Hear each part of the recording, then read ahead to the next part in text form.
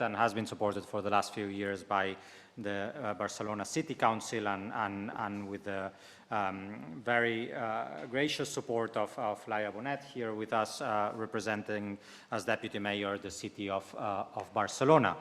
But also we're very glad from Barcelona to be able to organize not this discussion only in the framework of our Global Cities program, but also in the framework of the COP26. And this is why we are jointly joining forces here with the Spanish embassy, with the British embassy in Spain, sorry, with Hugh Elliott, Ambassador Hugh Elliott here on my left, being able to share a few thoughts on behalf of the organizing the presidency of COP26 that the UK holds, and particularly with the Glasgow City Council as the host city of the COP26, and also in collaboration with C40 and Eurocities. So we've gathered forces on this occasion to discuss what I believe will be one of the first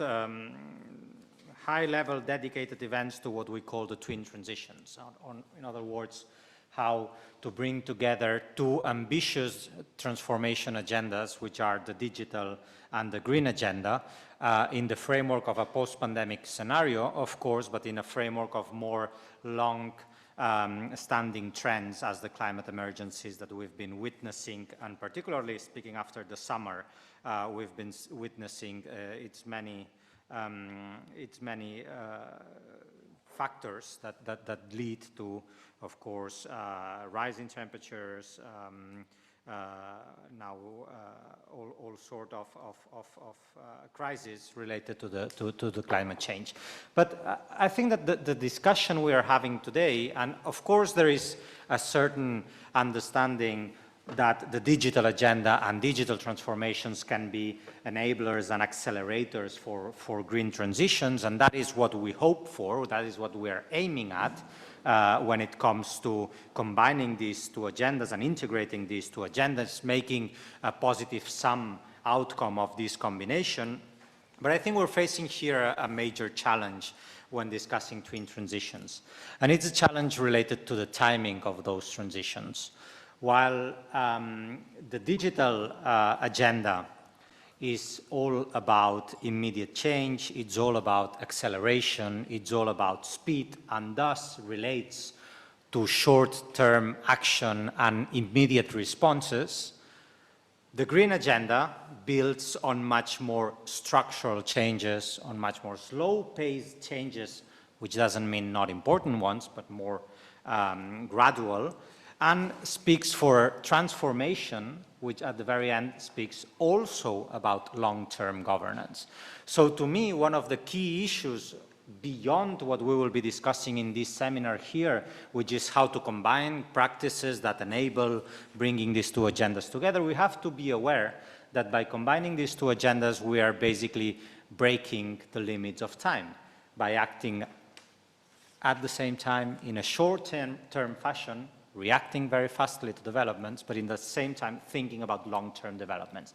And I think bringing together these two tensions, in addition to the positive sum dynamics that we can build, bringing together these two tensions, as I said, will be a crucial challenge for the governance of the post-pandemic world, for the governance of the digital era and the green era that we are certainly and without any doubt heading towards. So for that, we've gathered, as I said, representatives from many research institutes, practitioners from many places, but also doing that in a timely fashion. I mean, the occasion of having COP26 here with us and the occasion of partnering with the British Embassy, of course, makes a lot of sense for us, also enables us to bring very distinguished and high-level voices, and of course also having the opportunity to welcome in this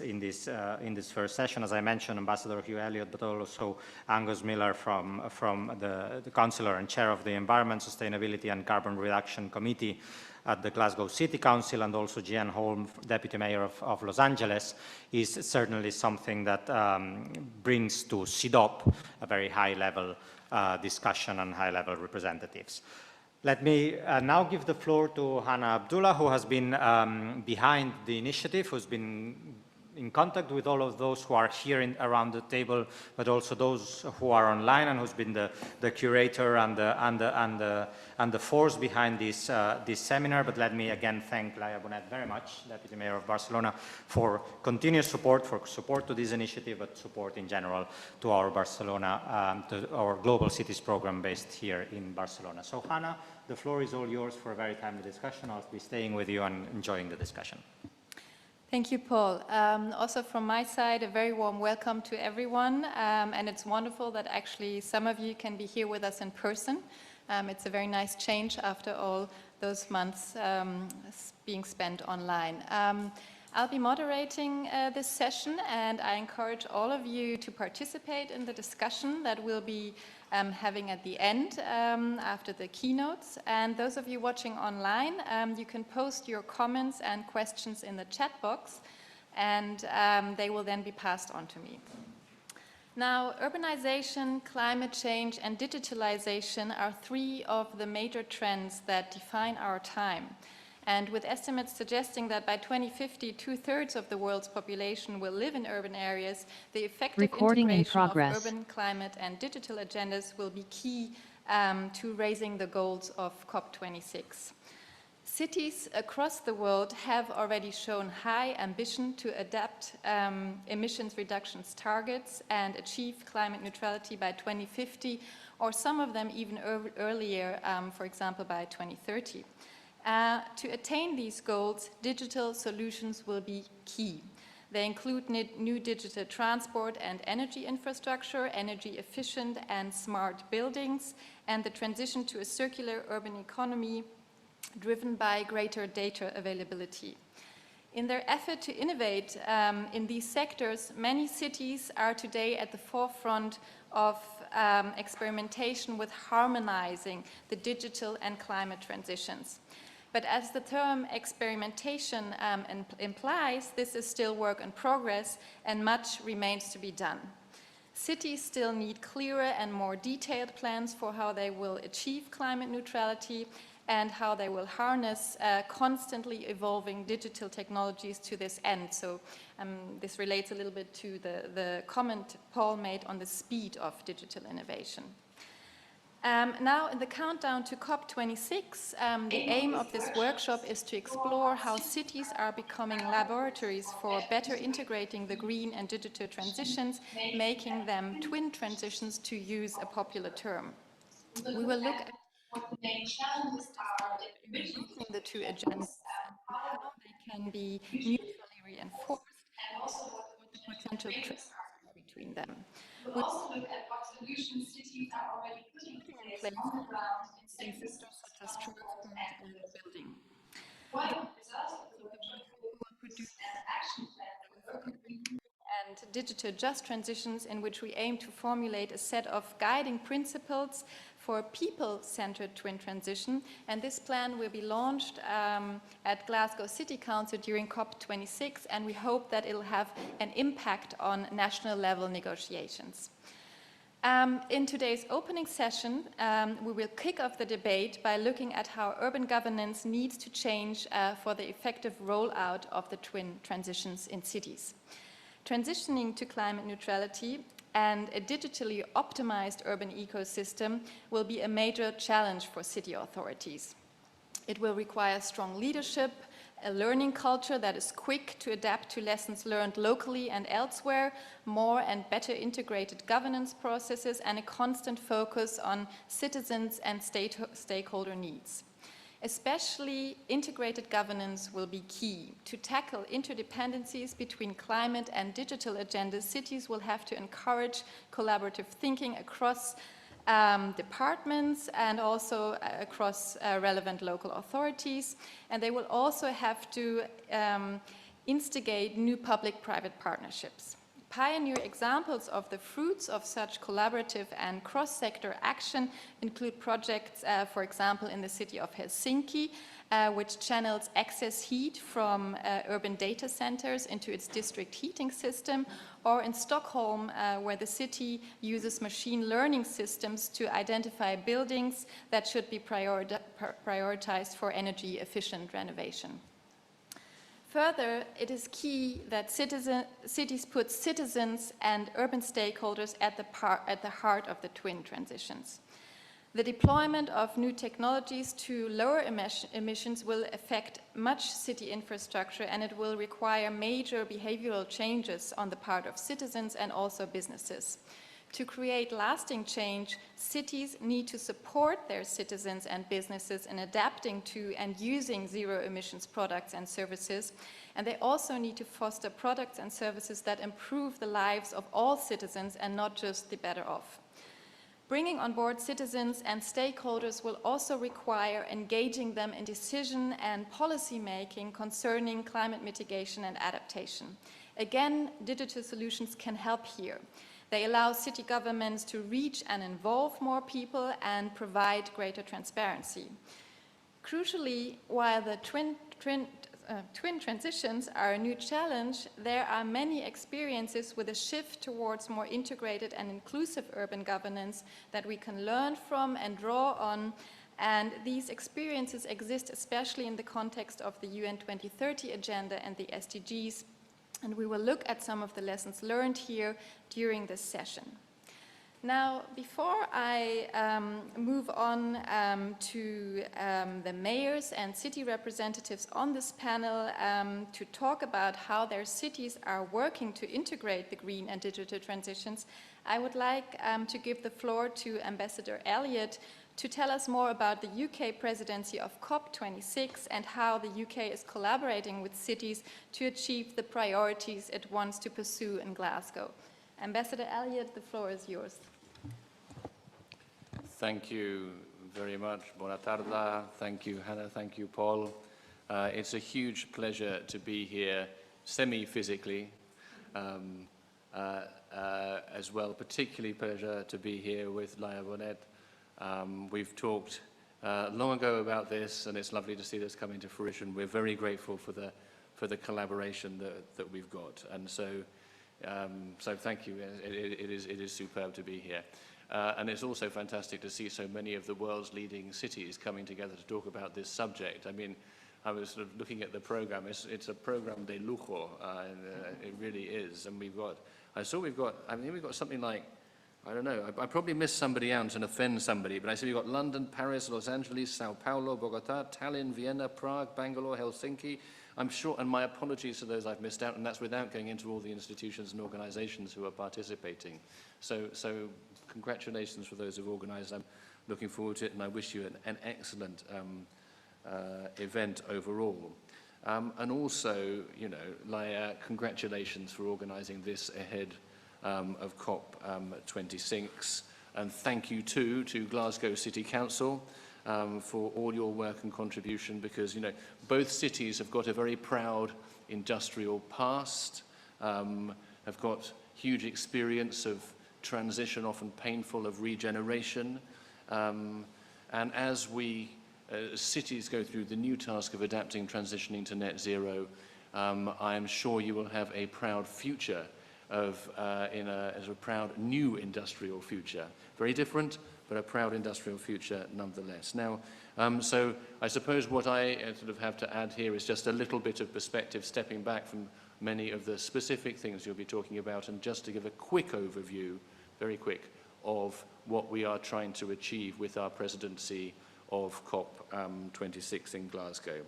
And so first, I mean, summarizing it, you've all heard this, but it's about keeping 1.5 alive, keeping that reduction down to 1.5 degrees, because as many of you know far better than I do, the impact, if we do not achieve that, will cost far, far, far more than the cost of making that transition and achieving that target, something that Nicholas Stern pointed out to us over 15 years ago very clearly in his sort of emblematic study.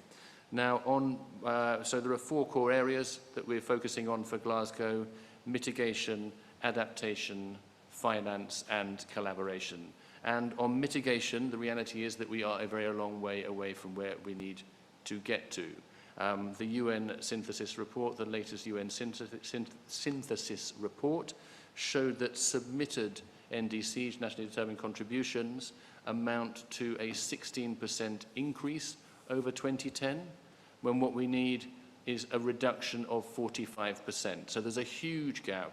There's an awful lot left to do, and we really need more ambition. Now, we've been working very hard in collaboration with many countries and organizations, and we've seen some good news over the last year, especially around phasing out coal, ending international finance of new and coal-fired plants. We saw in the G7 summit, we saw some very important commitments made by countries, but really we need a lot more. We really do need a lot more. We're a long way off where we need to be in terms of if we're going to succeed in that goal of keeping 1.5 within reach, keeping 1.5 alive. Then the second priority is adaptation. And, you know, you were saying, Paul, we've seen another year of record-breaking temperatures, increasingly intense droughts, fires. We can't attribute single events to climate change, but we can certainly attribute the overall trends. And these, as we know as well, and this has already been flagged, these disproportionately affect the most vulnerable people.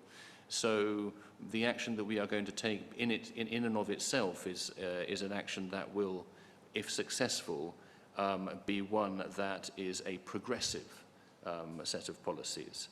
Now, you know, we've been working very hard to try to raise the profile of adaptation in a number of different ways, not least by supporting the Risk-Informed Early Action Partnership, which is an initiative to help communities plan for climate-related disasters and keep many hundreds of millions of people safer from the worst aspects of rising temperatures. We've been working very closely, for example, with India as well on the Coalition for Disaster Resilient Infrastructure to promote climate resilience standards for infrastructure development, which is obviously really important for cities. Then the third one on finance, we've been working with a lot of other developed countries to increase public and private finance flows. Now, those who've been working in climate change for many years know that this is an absolutely totemic issue for developing countries because it goes to the whole question of trust. If the developed world does not achieve,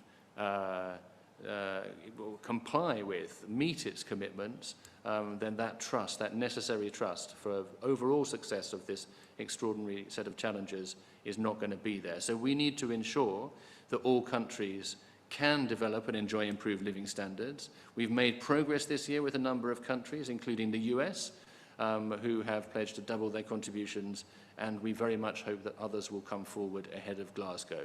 So work still to be done on finance, but as in other aspects, some progress, which is very welcome. And then finally, and perhaps the most relevant to this workshop, is the question of collaboration. Because beyond our work with national governments, we have been working a lot on collaboration, and perhaps the most central point is around promoting the Race to Zero, which is if you like, a space and initiative to help cities, to help administrative regions, to help business contribute by creating a positive ambition loop to reinforce commitments, to reinforce action, and create this sort of sense of inevitability of change that will help accelerate that change. Now, you know, the challenge is huge, and cities are, of course, on the front line. And you know that far better than I do. I won't go into details.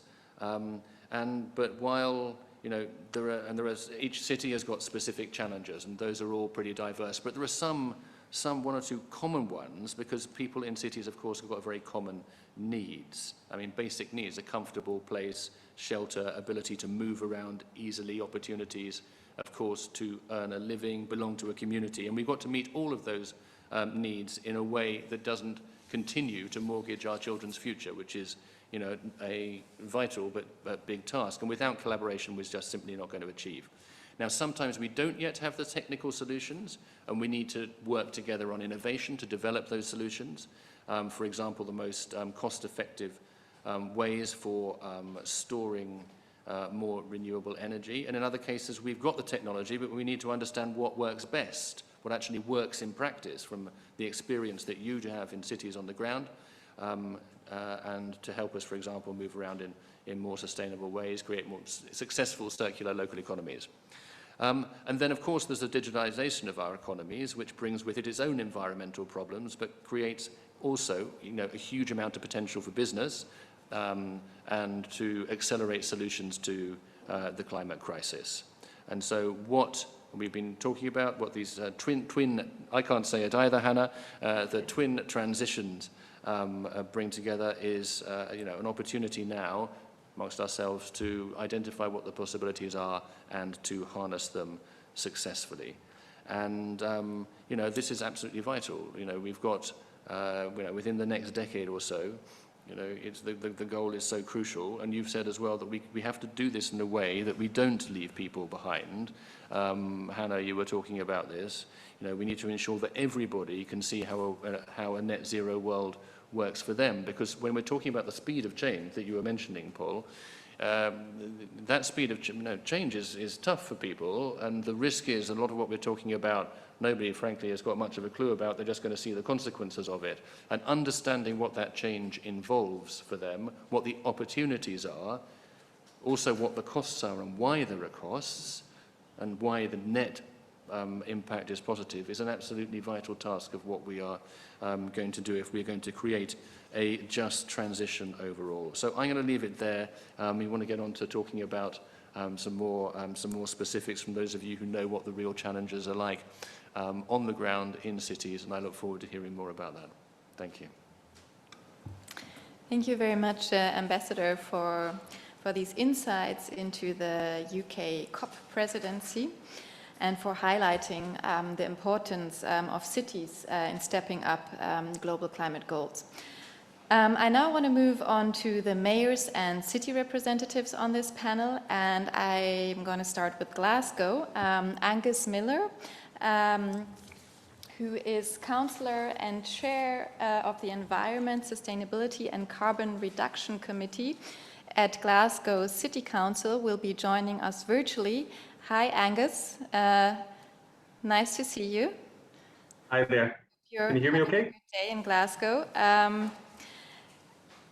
Glasgow is the host of COP26, and you also have very ambitious sustainability policies to implement your goal of becoming a net zero city by 2030. So you're one of the pioneer cities here. Could you tell us a bit more about your carbon reduction goals and how you are using or planning to use digital technologies to deliver on these goals? Thank you very much. It's absolutely fantastic to be here on behalf of the City of Glasgow this evening and to be among some of the world's leading frontrunner cities in the race to carbon zero. And thanks to CIDOB and to our partner city, Barcelona, and drawing everyone together, and to both the Ambassador and the FCDO for their support. Obviously, as you've said, I'm joining virtually this evening, having a few technical issues, a few gremlins, so hopefully I can be heard and understood okay. And I hope, although I'm not there, I hope as many of our urban peers who are in attendance, both virtually and in person at this event, are able to join us in Glasgow for COP26 next month. I would like to take a moment to reflect upon the past year, our common goals and priorities, and our shared experiences wherever we may be. Whilst COVID-19 has meant that we've been apart, especially from our loved ones, it has in many ways also brought us closer than ever together. Very quickly during the crisis, digital infrastructure and the importance of green and open spaces emerged as critical assets for local governments. The importance of our parks as places to safely engage with nature and our fellow humans became as important as digital connectivity, whether that be for personal or business reasons. It's been this very long spoken of paradigm shift to an online world, accelerated by the pandemic, that has in so many ways enabled our developing close relationship with Barcelona and others, and brought cities together from around the world in tackling the climate emergency. As chair of Digital Glasgow, I saw how the foundations laid by our city's Digital Glasgow strategy served us well in our response to the pandemic, repivoting our services to the requirements of a socially distant age and building on our existing data expertise to help monitor the spread of the disease and its impacts. And as chair of Glasgow's Environment, Sustainability and Carbon Reduction Committee, I know the importance of digital data and innovation in driving our city's aspirations to achieve carbon net zero by 2030. Access to digital connectivity is proving pivotal in reducing inequality, supporting inclusive economic growth and enabling that just transition to a low carbon economy. As a city, we're already equipping our young people well through promotion of STEM subjects and digital skills, but we need to give equal consideration to the people employed in sectors of reaching the end of their time, ensuring they too have transferable skills and they fully benefit from the opportunities of those twin green and digital transitions. Meanwhile, the tech sector, which in Glasgow employs over 34,000 people, is a growing clean and green and dynamic sector, innovating to provide solutions to the monumental climate challenge facing cities. And we must continue to support and grow this vital sector of our economy. Glasgow, for example, is doing so through the new innovation zones based around our universities in the city centre and the west end of the city. And it's hugely exciting to see what developments will come for these. Glasgow has historically prided itself on the fact that the spark for the first industrial revolution was lit on the banks of the Clyde in our city centre park, Glasgow Green. We need to harness that same visionary, aspirational and transformative spirit of innovation as we plan for a low carbon future. Regardless of the outcome of the international discussions taking place on that very same riverfront at COP26 next month, we are ready to position Glasgow to take city-level action for a greener future. We'll look to translate the attention and profile of COP into an opportunity and to ensure that this talented, innovative and globally connected city is in the best possible place to become a pioneer in the green economy. Central to our plans is Glasgow's emerging Green Deal. Developed in partnership with business, government, universities, colleges and communities, the Green Deal roadmap will be unveiled later this month. In its broadest terms, it will put in place the frameworks required to effect the economic transition that we need to achieve net zero at scale and at pace. A critical element of this work is our green print for investment, a prospectus that spans £30 billion worth of investments and development opportunities on which we're inviting investors across the globe to open discussions with us. The green print between our overlapping priorities of reducing emissions, modernising the city like ours depend, and addressing social challenges from fuel poverty to harnessing the opportunities of green and digital transitions, all the while stimulating from the pandemic. And it was welcome to hear the Ambassador speak earlier about the importance of finance, both public and private. We're clear that city authorities cannot fund the change we need alone. And that's why we'll be seeking to use COP26 and the ongoing high-profile conversation around sustainability and climate action both as a showcase for our ambitions at city level, but also as a call for international investment in the city's coming transformation. We're thinking bold thoughts like a new comprehensive sustainable transport system for Glasgow, the Glasgow Metro, and a green cap over our city centre motorway. We're pursuing a transformational shift in energy systems, seeking investment in district heating and home energy retrofit. And we're looking to coordinate the resources and ambitions of local institutions and city partners as we advance the Smart Cities agenda, with a new working group that we've set up as a city government, comprising representatives from public, private, third and academic sectors, which will be developing a new Smart Cities action plan to advance that agenda in a coordinated and concerted way across the city. It's that partnership working across Glasgow which we will draw on as we take forward these agendas, building on the work of our Sustainable Glasgow and Digital Glasgow hubs. And when we established the Glasgow Partnership for Economic Growth in 2017, we knew that that kind of Team Glasgow partnership would be critical to the city's long-term success. with all of us facing in the same direction, shared agendas and priorities, and our distinct contributions forming a cohesive overall approach. As we go forward through our targeted support programme and working in close collaboration with key city partners such as the Chamber of Commerce, we'll help businesses understand what carbon neutrality means for them, and we'll launch a green business grant to assist our business base in their journey to reach net zero, because we know that the entire city, the entire business base and all of our communities need to come with us on this journey. And of course, we're working internationally in partnership with cities from around the world. Our Smart Cities agenda will build on existing innovation like the EU Horizon 2020 funded Ruggedise project, bringing together 3 lighthouse cities in Rotterdam, Glasgow and Umeå, and 3 fellow cities in Brno, Gdansk and Parma to test, implement and accelerate the smart city model across Europe.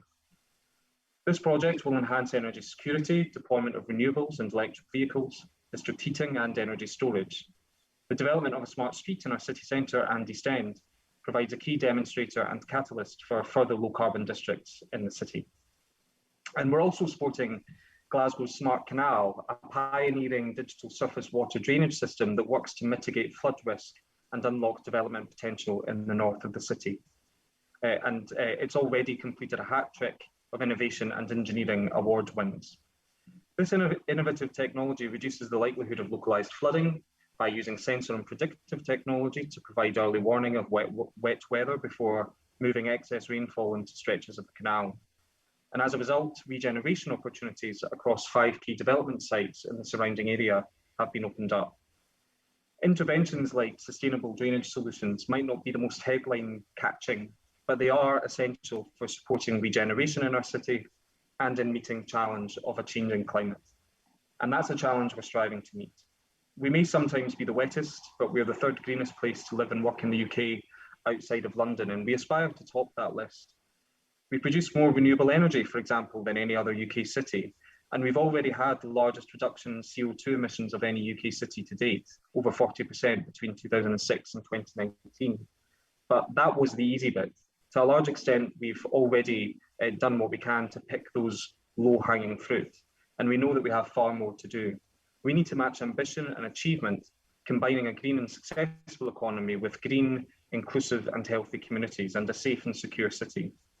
Growing new skills and creating high-quality jobs and life chances in a modern, sustainable economy that puts the well-being of people and planet at its centre. That's what the world will be looking to international negotiators to achieve in Glasgow in November. And that's what we as a city will hope to embody and to lead the way towards. It's an urban future, and every city gathered over the next few days knows this not only as a fact, but as a responsibility. Only cities can lead the way at pace on the transitions needed for our economy and our Earth. Our future cities start now. Thank you.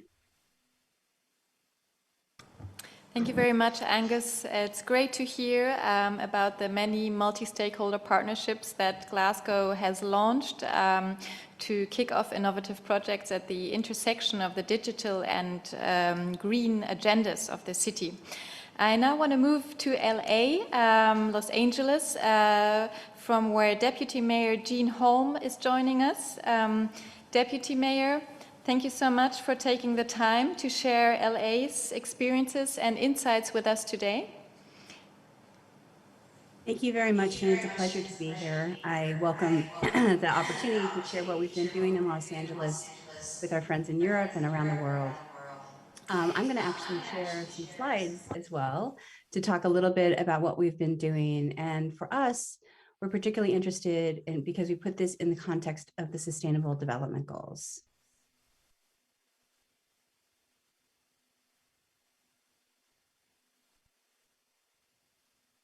So in Los Angeles, we're one of the few cities who've actually stepped up to adopt the Sustainable Development Goals as a local reference. In fact, we've done 2 voluntary local reviews around that in a way that's been helpful for us to understand how we are achieving equity, not just on climate action, but equity on many things. And so I just want to cover a few of those today to put some context around what we're doing in LA. So just to put some perspective, Los Angeles, although it's a city, is quite large. It's led by Mayor Eric Garcetti. We have 4 million people in the city. over 500 square miles, and 500,000 businesses. A lot of these are small businesses, often started, and 2/3 of our small businesses are started by immigrants to the United States. So they're a backbone of our economy. We're the 13th largest economy in the world, just as a region, with over $1 trillion in GDP. And we have the largest port in the Western world. And the reason to put that perspective is because LA is an economic engine. And the economics of that ends up being able to affect and drive some of the work we've been doing around climate action and equity around the city. So as we've been thinking about where we're investing our dollars, we really are looking at 5 areas. COVID recovery, obviously, which is distracted us from many other things, but has been focused for us. Currently, California has the highest vaccination rates in the country and the lowest COVID rates. And so we've been working very hard on that. We've been working on restoring city services that we've had to put aside with economic changes and decreases in tax revenue for the city. We've been focused on effective climate action. So not just efforts there, but actually the measurement of those actions and how they're panning out. Equity and justice. And for many cities in the United States, housing and homelessness continues to be a challenge. So even before the pandemic, we really focused on the idea of the Sustainable Development Goals. And we adopted these as the 17 goals that help to drive and provide a framework for what we're doing at the City of Los Angeles. This has actually been super helpful as we've moved through and forward through the pandemic. Part of this is, of course, related to the different areas for each of the goals, but I'm going to focus on just a few of them today. The link I provided here, sdg.lamayor.org, actually provides an open source platform where you can look at each of the goals that we're doing, click on each of the goals, and behind them you can find the data. And you can see over here on Sustainable Cities goal, red, yellow, green status of where we are in different areas and what data we're using to measure our progress on that. And it's important actually that we think of the SDGs not just nationally, which kind of makes the actions very broad, but locally. As a city that it subscribes to the SDGs, we're able to then put local context around it. So for example, here in Los Angeles, we think very much of gender as a spectrum. And so when we think of gender equity, we don't just think of women and girls, but we think of members of the LGBTQ community. And so we really want to make sure that we understand locally how to be effective for our community, but globally how to reference these in a way that we can compare and learn from other cities. Of course, with COVID-19, this put all of this in a different perspective. So while we did not change our progress towards the goals, we obviously had to add more things in, and the COVID-19 pandemic has obviously highlighted more inequities in some of these areas. So how do we approach this? How do we start to think about the aspects of the Sustainable Development Goals and climate action and effectiveness and equity in a way that actually is meaningful? Well, we go back to data. So we have really augmented our open data portal, our geospatial data portal. We've been teaching people in the community. We have ongoing data training to be able to help people understand how to use this and advocate for what they want and what they need in their local community. So if a group is concerned about urban heat in their community, we give them the tools to actually be able to describe that and measure it in a way that makes it more impactful when they talk to their elected officials. We also put all of this in perspective with stories. Data alone is not sufficient, but we want to make sure that people can tell those stories about what it means. So whether it's an app we have called Know Your Community, which visualizes information just in your neighborhood to make it easy for people to understand what's happening, what's being built, what's being affected, what the heat is, what the air quality is, to how we're investing in capital improvements that can also affect their community, to how we're supporting Black-owned businesses. All of these are stories that we work with our community to help tell the aspect of what it means locally to make changes. And of course, we're really helping to inspire a lot of change in Los Angeles as we host for the 3rd time the Olympics in 2028. This has helped to be an inspirational and motivational driver as we think about issues around climate action. And then we talk about these surges, whether it's large sporting events like the Super Bowl, the World Cup, or whether it's events like the Olympics. So let's just think a little bit about some of these aspects. So one is around the idea of equity and access. And these are really SDGs 10 and 11. And part of this is looking at how we make it easier for people to get online to the things that they need, rather than having to make multiple trips, continue to provide congestion, continue to have traffic needs. And it also decreases our building footprint as a city. So we're able to more effectively provide services while decreasing our carbonization in local areas. We've created this program called Angelino Connect, which provides single sign-on to over 140 city services that brings together everything from the zoo to the Port of Los Angeles to our Department of Water and Power, to be able to make it easier for people to find out what support they can get, but also where they can find a local EV charger, where they can access city services and get access to free transportation, and decreases the need for transit. In addition, we also realized that we had a huge issue around banking. And so again, in a cash society, there's a huge amount of need to move physically to be able to pay for services. 13% of residents in Los Angeles do not have access to banking services because of a variety of inhibitors in the way in which we manage banking in the US. 13% is 500,000 people. So part of our Angelino Connect program also gives them access to no-cost banking and supportive banking to give them financial literacy. As part of our COVID response, we really stepped up. We managed the country's largest COVID testing and vaccination clinic at Dodger Stadium, which is our baseball stadium. We provided, just as a city, over almost 5 million COVID tests and 1.5 million COVID vaccinations, and helped to manage the response for our 10 million regional residents, along with the Los Angeles County. And this has been helpful in helping us to move faster through the pandemic, save more lives, get people safer. We also realize that as we think about climate action, as we think about these issues, that we can't tell the story ourselves. And just as I mentioned before, where we do local neighborhood training, we also bring in people with different perspectives into our digital discussion. So we have our Get Connected Los Angeles program, which crosses the digital divide and closes it by bringing entrepreneurs who are working on the digital divide and helping them get accelerated by providing free computers and internet access to our seniors and others in public housing, and to be able to bring in data scientists who are going to help us understand this, whether they're students at universities through our Data Science Federation, or they're mid-career data scientists working somewhere else but wanting to volunteer for the city. Early and mid-career data scientists help us to really look at and access and understand some of these programs. So as we focus specifically on climate change, one of the programs that we've been working on is called Predicting What We Breathe. This is a NASA-funded grant that looks at combining satellite data and our data from our Smart City Internet of Things sensors, so at landfills, on sanitation trucks and that sort of thing, combines them using machine learning to predict what the air quality is going to be like in the future. When we started this project, we understood that we had environmental justice communities, places where climate change was having a heavy effect, but not only were we not taking effective action, we were also not even able to measure at a hyperlocal area the effect of that climate change.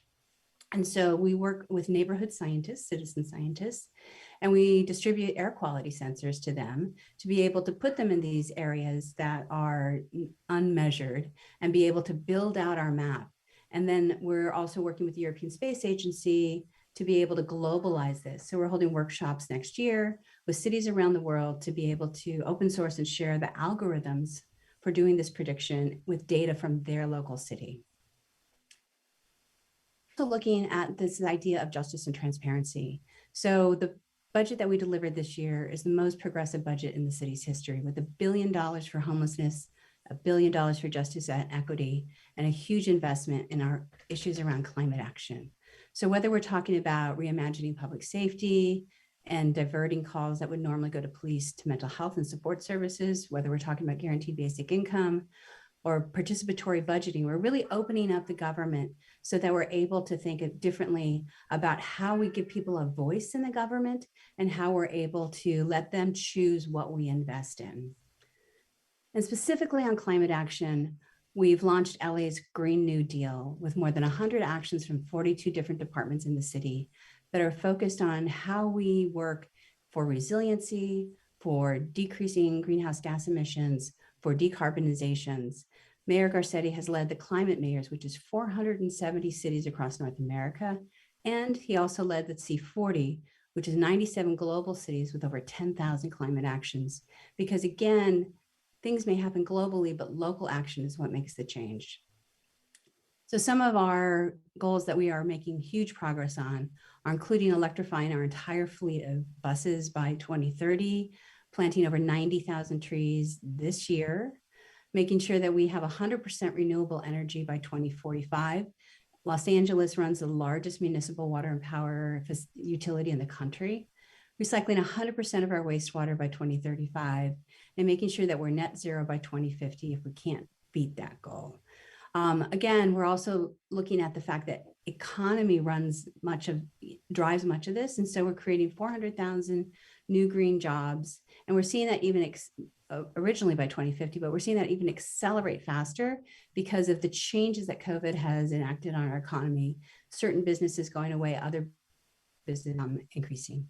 So I'd just like to thank you for your thoughts, your attention, and appreciate the opportunity to share with you today.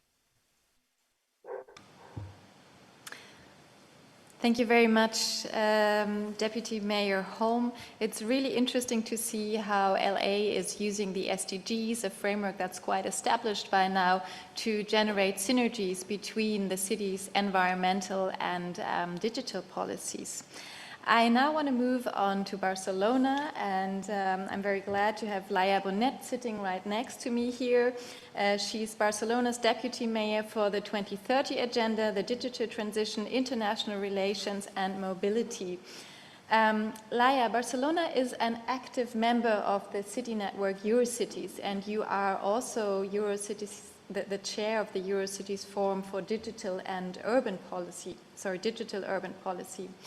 Could you tell us about how Barcelona has been advocating for better integrating digital and environmental policies and what work Barcelona itself is doing in this area? Yes, indeed. Thank you, Hannah. But let me start by saying good afternoon to all and welcome to Barcelona again, Ambassador, and also virtually to Jean and Angus. And thank you, Paul and Hannah and the whole team of CIDOB for hosting us again. I'm very pleased that this is finally happening. As the ambassador said, back in December, the UK Embassy in Spain got in touch with the team at the Barcelona City Council to see how we could collaborate in the framework of their upcoming presidency of COP26. And that is something that I think needs to be commended from the outset. For decades, cities have been claiming our seat at the global table where decisions are made. Thanks also to the powerful work done by organizations like C40 or Eurocities. The rationale is quite simple.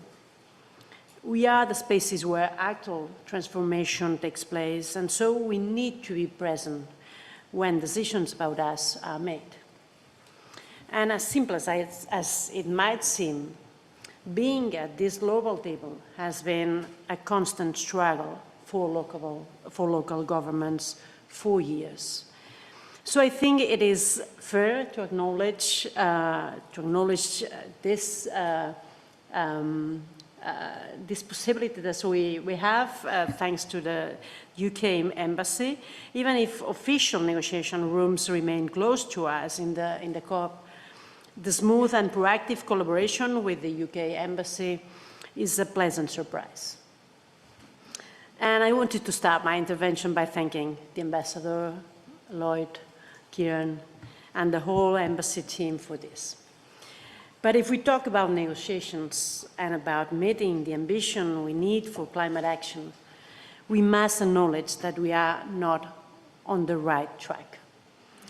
The pandemic we're starting to exit has been a proof that we could do things differently, that with the right digital tools, we can establish a different relationship with work, with the way we move around the city, with consumption patterns, and among each other. Not all of this was necessarily good, but now we know that there are alternatives to the current model of development. We also know, however, that the tech industry is one of the biggest polluters of our time, that is energy intensive, and that its infrastructure is fragile and is threatened by the effects of climate change. Faced to that, it seems indeed strange that the two biggest transformations our world faces, the digital transition and the green transition, have gone in parallel tracks without looking at each other. This is starting to change at the local level. In Barcelona, for instance, the Barcelona Supercomputing Center has developed a digital twin that is a digital replica of the city that will help us implement more effective policies. We need the right data, and that is a whole other discussion, but we know that there is a large potential for change. Other cities have started to use the heat generated by tech infrastructure to actually feed the city's heating system, and thus avoiding duplicating energy consumption. And of course, we will not get the mobility transition right if we do not consider the effects of the platform and sharing economy in the way we own and use vehicles, and in particular, electric cars. Yet I cannot avoid hearing myself and think of how an ordinary citizen would feel listening to what we are saying today. For me, that is the biggest challenge, to innovate in a way that policies are understood and shared by a majority of citizens. In short, to ensure that the twin transition, as we call them, is a just transition. And this is something I think we have not sorted out yet. Striking the right balance between ambitious action with public buy-in of these policies will be difficult. In fact, already is. In my view, we need to work in three directions to make it happen. First, we need to ensure that these actions do not overburden those who are already worse off. This means something quite clear. If we are not able to undertake these twin transitions and improve living conditions at the same time, I am not sure how far we will be able to go. This is fundamental, and this is very much linked to policy areas we will be addressing tomorrow, like housing and building, but also other areas like taxation. A second aspect that I don't think we can miss is a shared sense of justice. We all need to contribute with our fair share of responsibility. And the responsibility of big tech and fossil fuel industries is not the same that most of us have. And finally, we need to be especially close to our fellow citizens. This is also why city governments are crucial. We are proximity institutions, both able to test innovation and to sense how such innovations are being digested, experienced by city inhabitants. If we are not able to read our neighborhood or our neighbors properly, we will hardly be able to implement the ambitious policies we need. This is true for Barcelona and I think for other cities in the world. So the event we are opening today will gather participants from across the world. The ambassador mentioned them, so I I have the same risk as you, from Barcelona to Glasgow and London, but also Bogota, Bangalore, LA, Paris, Helsinki. We will also see a strong representation of urban stakeholders from our very own Barcelona Supercomputing Center to organizations working for climate neutrality. For me, this is the right mix we need to transcend the local dimension of our work and build a truly urban action plan that can serve as a platform for transformation across cities. So let me finish, as I started, by thanking the UK Embassy for their partnership in this seminar, but also our dear friends from Glasgow. This endeavor has also been an excellent reason to renew our bilateral relations with the city with whom we share so much. A progressive vision, an open spirit, and a commitment to address global challenges from our neighborhoods. So I would like to thank David and Angus for the political commitment, and Joe, Colin, Gavin, and the team, for the whole team, for their dedicated work. And I know that this work came in what I guess must be one of the busiest years you have had in recent times. So thank you for making it possible. I wish you all a very productive seminar tomorrow, and of course looking forward to hearing to what the rest of participants have to say. Thank you again. Thank you very much, Laia, for your words. And I think you made a key point here about transcending local climate action by collaborating and sharing knowledge. And the hope is really that this seminar will also contribute to transcending local action by bringing together these cities that have been mentioned from across the globe. We have two great experts on urban governance and policy with us as discussants today. Edgar Pedersen, who is Director of the African Center for Cities, and Tony Pieper, who is Senior Fellow with the Center for Sustainable Development at the Brookings Institution in the US. Edgar, perhaps you would like to start by talking about how Glasgow, LA, and Barcelona's efforts to connect the green and digital transitions in their territories speaks to what is happening in African cities. How are African cities approaching this dilemma? Good evening, everyone, and thank you, Hannah, for the introduction and the opportunity to be part of this august panel. On this note of commenting on how African cities, what this might mean for them, I guess I want to respond more broadly to the discussion paper and the questions we were given, and locate my remarks in relation to what is happening in Glasgow, Barcelona, and LA from that position. And I must say, when I read the document and listening to some of the presentations, I feel a little bit out of place. So much of the technical specificity seems to be from another place, another time, another world in some ways. And in that sense, it is obviously inevitably fairly Eurocentric and very technocratic. And it feels that there's sort of trying to join these two force fields of policy is maybe not sufficiently problematized. And so I think by drawing attention to some of the specificities of the African context, hopefully it can push the debate a little bit broader, and especially for discussion over the next few days.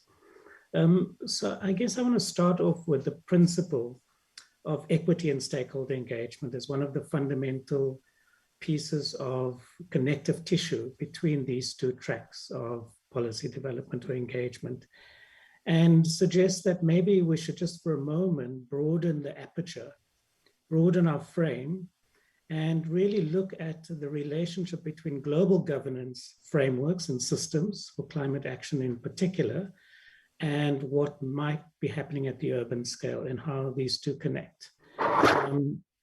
And in thinking through that, of course, it was great to hear the way in which Los Angeles has been able to operationalize the SDGs. But, you know, as Arma Revi, my colleague, would say, the SDGs boil down to three basic ideas: leave no one behind, leave no place behind, and of course, leave no ecosystem behind. So if we take that and we connect it to some of the earlier global agreements around intergenerational equity as one of the fundamental principles of thinking about universal access, I want to suggest that we may, in the climate debate in particular, and to some extent for the digitalization debate, not just think into the future, but also think into the past. And so, of course, what Paris established was that there is no way that we can mobilize the resources and the scale of effort unless there was a mechanism, a financial mechanism, to facilitate the necessary leveling of the playing field. And as we know, the Green Climate Fund is that mechanism, in some ways a means to address some of the reparations dimension of the climate crisis.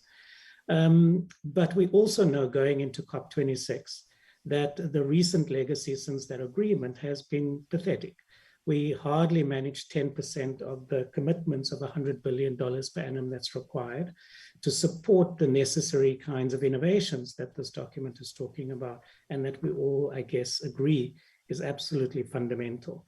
And so when I listen to some of the incredibly sophisticated and expansive tools and instruments and mechanisms and scientific instruments, it feels a little bit jarring, because most African cities, in fact, most African countries, let alone municipalities, are simply not in the conversation, because the fundamental resources to be part of that conversation, to even start the planning process, has simply not materialized. And so we are not doing enough. And I think that it's important to establish that there is an important credibility dimension to the work that gets done within particular cities. But on the digitalization track, I think it's useful and important to bring into the frame, and again, this is maybe something of a bit of an oversight in the way that the document is presented, is this provocation by the United Nations Secretary General last year, when he published his report, The Roadmap to Digital Cooperation. And what this does, and I think which is significant for this conversation and thinking about intergenerational equity in the way that I suggest we should historically and futurally, the digital divide obviously is a stark reminder of just why it is so important to establish digital access as a fundamental human right. And let's say that, yes, but let's think about how does one realize that in a context of just two events in the last week, right? We've heard testimony about the kind of business model that Facebook runs and the incredibly sort of the profound negative consequences of that, simply because regulation is not keeping up with an industry that is incredibly powerful.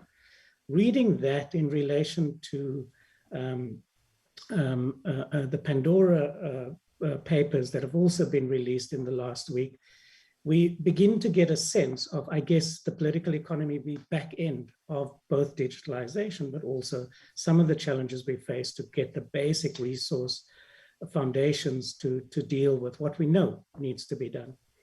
So this is sort of the first sort of response at a very general level, but I want to sort of turn the second response to this idea of twinning. And so we've heard this in the case of Barcelona, we heard of this in the case of Los Angeles, and the report also mentions Paris and London and other cities.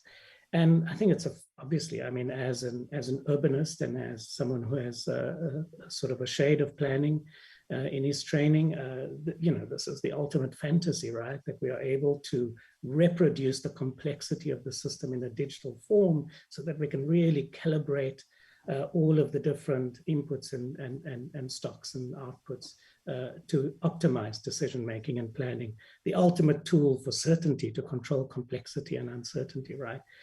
But let's just step back for a minute and think about, and I was so pleased to hear that Los Angeles case is connected to the idea of an open source movement and an exchange of methodologies and thinking through the challenges of data and so on.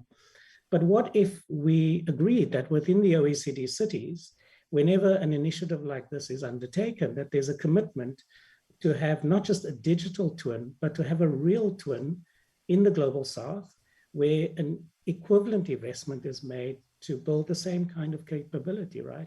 That's the kind of solidarity that I think is absolutely going to be essential, not just to have a more equitable distribution of resources, but in fact, if we look at the complexity of these issues around waste, around water, around mobility, and so forth in an African context, where you've got highly informalized systems, very low financial resources, limited institutional capability, the innovations that may stem from twinning in that form might in fact help some of the big and toughest questions in very wealthy cities such as Glasgow or Los Angeles or Barcelona. And so this is not just charity, but it is solidarity, which can produce the kind of deep innovation that we need to achieve the kind of system change that both the climate transition and digitalization holds the potential, but is certainly not realized at the moment. So of course, my remarks suggest that within all of this framing, maybe we need to sort of polish sort of our political economy sort of thinking a little bit more and bring that more centrally into the conversation. So how do we surface, anticipate, and address the vested interests, right? That both will undermine the speed of the transition, as we've seen in the last, even pre-COVID, but also that these innovations and technologies do not simply reproduce the pre-existing inequalities that we see, both in terms of climate change impacts, but also in terms of the digital divide. And this means that we've got to, I guess, in particular leading up to Glasgow and all of the sort of policy speak that will proliferate, we've got to figure out how do we deal with the dissonance that is so prevalent in this climate, where a whole set of principles can be spoken, whereas the practices on the ground is the exact opposite of that. So what is the language? What are the tools? What are the political instruments we need beyond the invocation of accountability, transparency, and participatory democracy? What is it that we need to begin to break that apart, to be able to transcend that dissonance between rhetoric and practice? And for me, unless we are able to grapple with that question, we're not going to get very close to what an appropriate governance framework might be to pursue these two transitions in tandem and hopefully in a synergistic way. Thank you so much. Thank you, Edgar, for these very important points about the Eurocentrism and also the very technocratic nature of this debate and how this automatically excludes certain actors and countries. And I also want to highlight what you said about innovation not replicating existing inequalities. And I think the point or idea you put on the table about twinning and that cities in the global north who are creating digital twins should also bring on board an actual real twin city from the south to share their experiences, but also learn from the informal knowledge that is being created in African cities and how this solidarity can go both ways. I now want to move on to our second respondent, Tony Pieper. Tony, you have worked extensively on sustainable development and the UN's SDGs. And we've already listened to LA that has talked about how they are framing their climate action in terms of the SDGs and also some of their digital policies. How do you think the conversation on integrating the green and digital agendas in cities can be grounded even more in the SDGs moving forward? And what can cities learn from the localization of the Sustainable Development Goals in their efforts to implement the twin transitions? Well, thank you. Thank you very much, Hannah, for having me. And thank you. I'm really excited and pleased to be part of this conversation. So thank you for the invitation. And I want to pick up a little bit where Edgar left off. But just even starting with the comments around a just transition that the Deputy Mayor of Barcelona put forward. I think that is actually the grounding for where this twin agenda that we're talking about here today on climate and digital also intersects with sustainable development. Edgar put out 3 dimensions of sustainable development, and leave no one behind, leave no place behind, leave no ecosystem behind.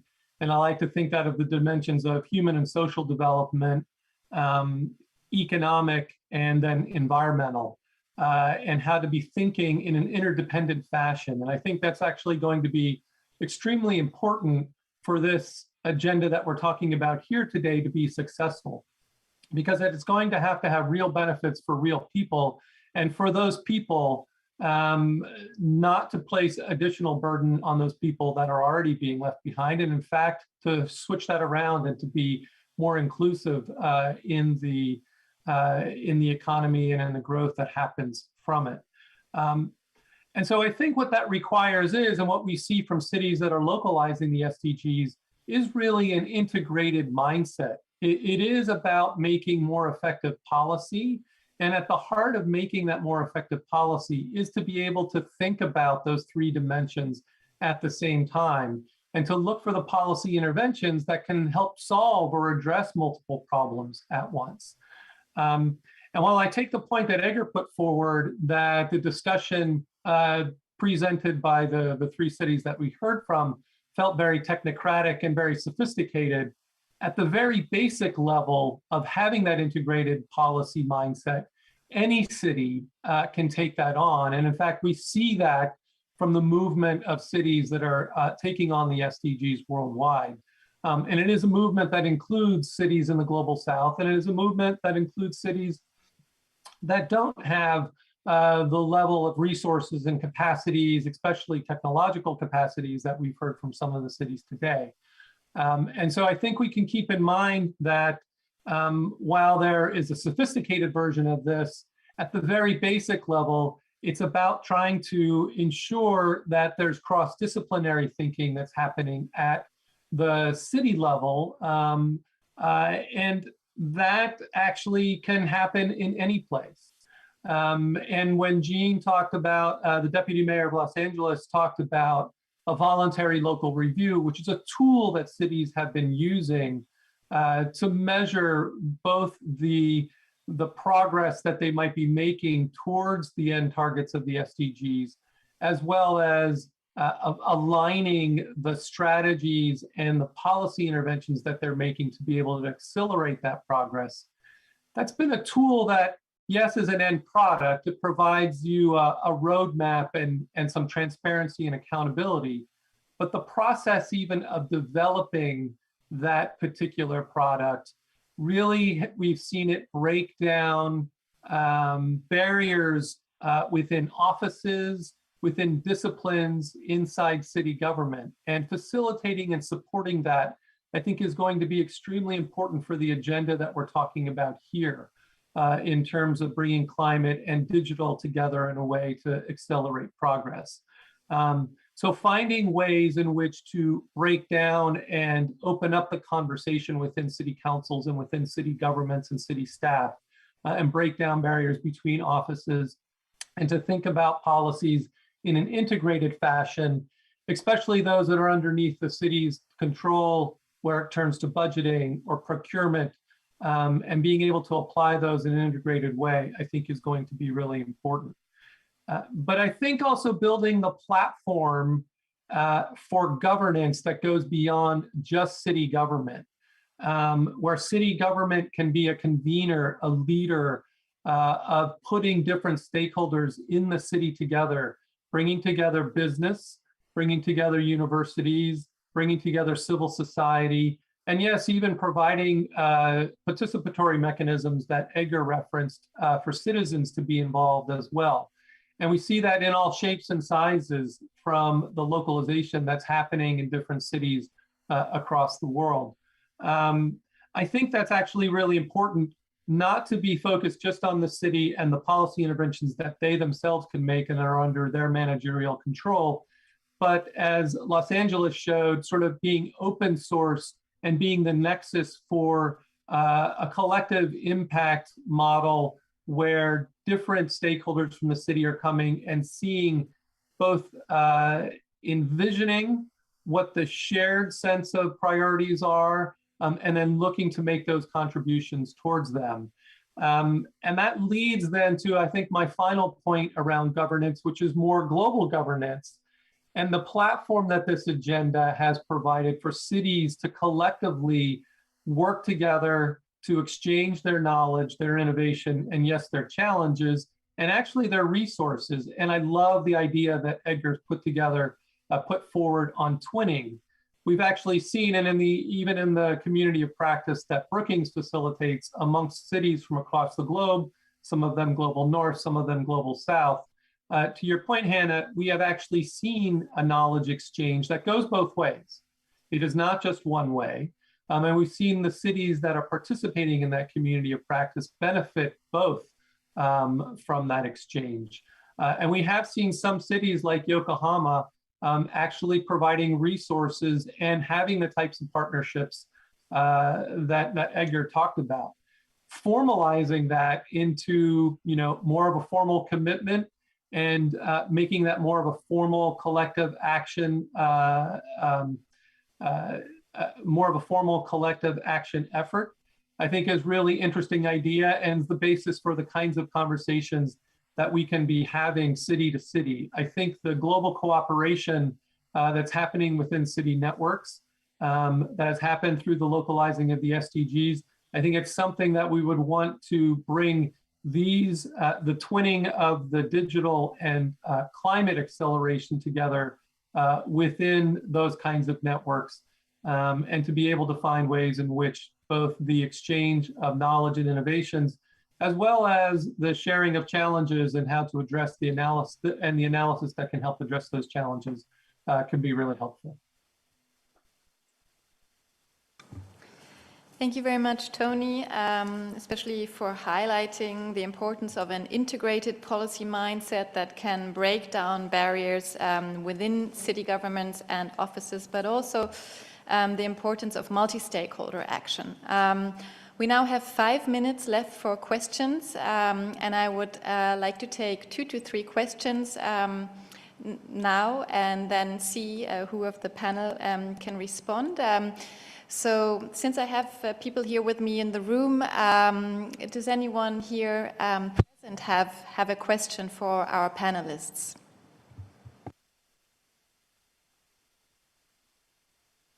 Yes, please. Hello, good evening, and thank you for having me here. I'm here in the capacity as a member of the Platform for Urban Innovation of Barcelona, Bit Habitat, and I have a question regarding how are we going to cope with the actual emissions that are required in order to fulfill the twin transitions, and how are cities planning to capture the historic emissions in order to allow the twin transitions to take place in a fair and just way. I know it sounds maybe complicated as it goes in one question only, but it's pretty simple. I mean, are we going to deploy as cities carbon capture solutions so that we remove our historical heritage that we have put there, and then we leave room for the actual transitions to take place in a fair manner? Thank you. Thank you very much.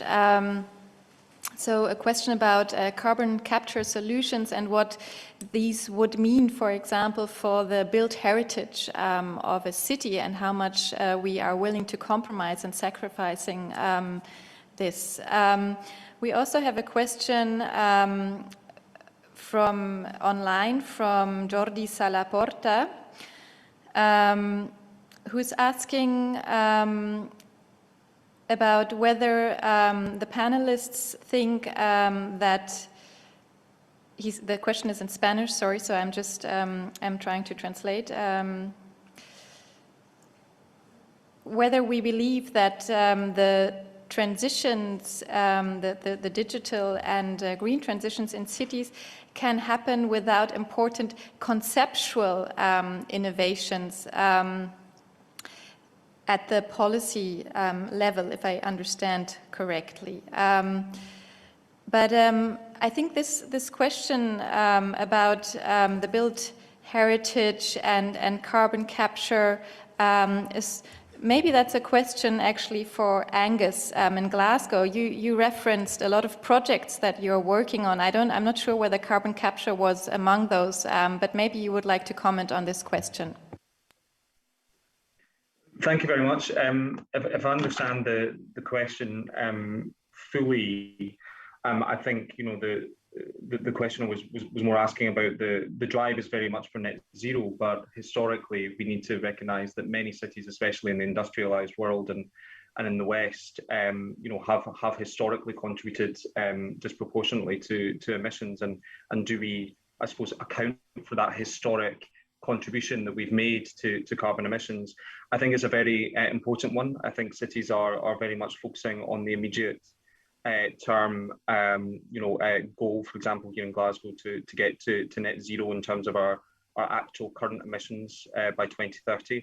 And we're looking at various ways, obviously, as you would imagine, to try and reduce our overall carbon emissions with kind of natural carbon capture. I think industrial carbon capture of the kind that was maybe being referred to, I would be very interested to learn and to see what kind of solutions are available in terms of emerging technology and how cities can make use of them. Clearly, there's a lot of investment going on at both a national and international level, and I suppose it's having both the innovation ecosystem and the positioning for cities to be able to take advantage of those. But I think the fundamental premise, if I've understood it, is absolutely correct. There are both.